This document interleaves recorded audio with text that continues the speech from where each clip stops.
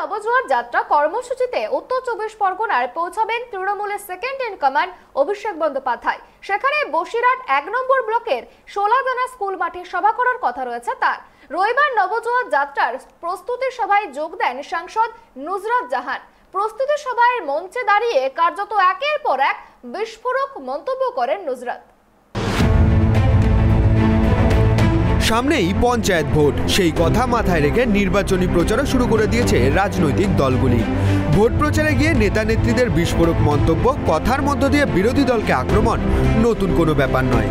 কিন্তু এবারে সেই নেতা নেত্রীদের মধ্যে সামিল হলেন বসিরহাটের তৃণমূল সাংসদ নুসরাত জাহান। সম্প্রতি নবজোয়ার যাত্রা কর্মসূচিতে উত্তর 24 পরগনার বসিরহাটে যাওয়ার কথা রয়েছে অভিষেক বন্দ্যোপাধ্যায়ের। রবিবার নবজোয়ার যাত্রার প্রস্তুতি সভা ছিল বসিরহাট 1 নম্বর ব্লকের সোলাদানা হাইস্কুল মাঠে। সেই প্রস্তুতি সভায় যোগ দিয়েছিলেন তৃণমূল সাংসদ নুসরাত জাহান। সেই সভামঞ্চ থেকে এদিন বিস্ফোরক মন্তব্য করতে থাকেন তিনি। প্রকাশ্য জনসভা মঞ্চ থেকে নুসরাত বলেন, দুর্নীতিগ্রস্তদের দলে কোনো জায়গা নেই। পাশাপাশি তিনি বলেন, সামনেই পঞ্চায়েত নির্বাচন, জোট বাঁধুন, যে দলই ভোট চাইতে আসুক না কেন, ঘরের মা বোনেরা বাঁশ কঞ্চি রেডি করে রাখবেন, ঘরে আসলেই তারা করবেন। যারা বাংলার উন্নয়ন করেনি তাদেরকে বাঁশ নিয়ে তারা করুন, সে কংগ্রেস, বিজেপি, সিপিএম, যে দলই আসুক না কেন। এদিন বসিরহাটের আমজনতাকে এমনই পরামর্শ দিতে দেখা গেল তৃণমূল সাংসদ নুসরাত জাহানকে। নাম না করেই এদিন রাজ্য কংগ্রেসের সভাপতি অধীর রঞ্জন চৌধুরীকেও আক্রমণ শানান নুসরাত জাহান। তিনি বলেন, দুদিন আগে যে এখানে এসেছিল তাকেও ছাড়বেন না। ইডি সিবিআই প্রসঙ্গ নিয়েও এদিন মুখ খোলেন নুসরাত। তৃণমূলের সঙ্গে যখন রাজনৈতিক লড়াই করতে পারছে না, তখন ইডি সিবিআই দিয়ে ষড়যন্ত্র করে দলকে কালিমালিপ্ত করার চেষ্টা করছে বিরোধীরা। নবজোয়ার যাত্রার প্রস্তুতি সভার মঞ্চ থেকে এমনই কটাক্ষের সুর শোনা গেল বসিরহাটের তৃণমূল সাংসদ নুসরাত জাহানের গলায়। প্রচুর পরিমাণে জল খাবেন এবং কেউ যদি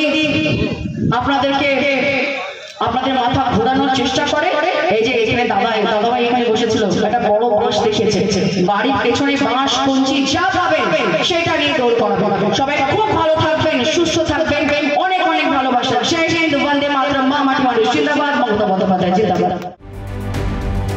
এদিন সভামঞ্চ থেকে কেন্দ্রীয় সরকারের বিরুদ্ধেও আক্রমণাত্মক তোপ দাগেন নুসরাত জাহান।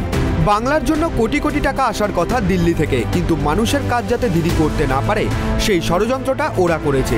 100 দিনের টাকা সমস্ত বন্ধ করে দিয়েছে, গরিব মানুষের পেটে লাথি মারছে। আমরা যখন ওখানে গিয়ে আমাদের মানুষের জন্য চাই, তখন আমাদের কোনো কথা ওরা কানে নেয় না। নেত্রী আমাদের সকলকে একসঙ্গে চলতে শিখিয়েছেন। এটা কি সিরিয়াল চলছে নাকি? এটা সিনেমা নয়, মানুষের জীবন। এটা ভাগাভাগি করা নয়, হিংসার জায়গা নেই এখানে।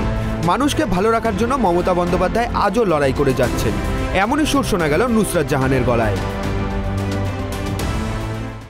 বাংলার জন্য কোটি কোটি টাকা আসার কথা কেন্দ্র সরকার থেকে, যার জন্য মানুষের কাজ দিদি করতে না পারে সেই ষড়যন্ত্রটা ওরা করছে। কি করেছে?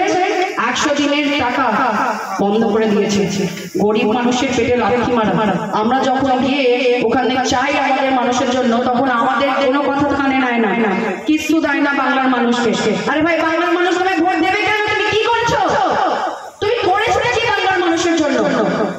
একটাও ভোট পাবে না। বসিরহাটের মানুষ তোমাকে বড় একটা কি বার করবে? কি ওই বাঁশ দিয়ে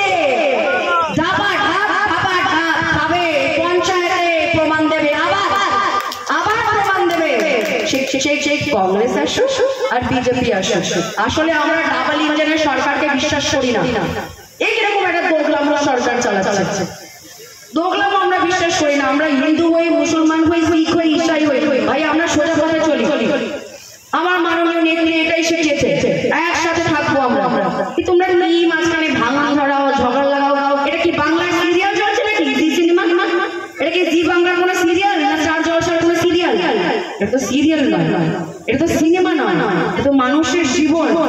এবং মানুষের জীবন সুস্থ রাখার জন্য মমতা বন্দ্যোপাধ্যায় আজও লড়াই করে যাচ্ছে। প্রসঙ্গত, বসিরহাটের তৃণমূল সাংসদ হলেও তাকে এলাকায় খুব একটা দেখা যায় না বলেই প্রায় অভিযোগ ওঠে। এমনকি একবার তার নিখোঁজ সংক্রান্ত প্রশ্নও পড়ে এলাকায়। সেই নুসরাত রবিবার এলাকায় গিয়ে তার দলের কর্মীদের শিখিয়ে এলেন বাঁশ নিয়ে তাড়া করার কথা। সাংসদের এহেন বক্তব্যে গুঞ্জন ছড়িয়েছে রাজনৈতিক মহলে। বসিরহাট থেকে অপু শীলের রিপোর্ট, ট্রাইব টিভি।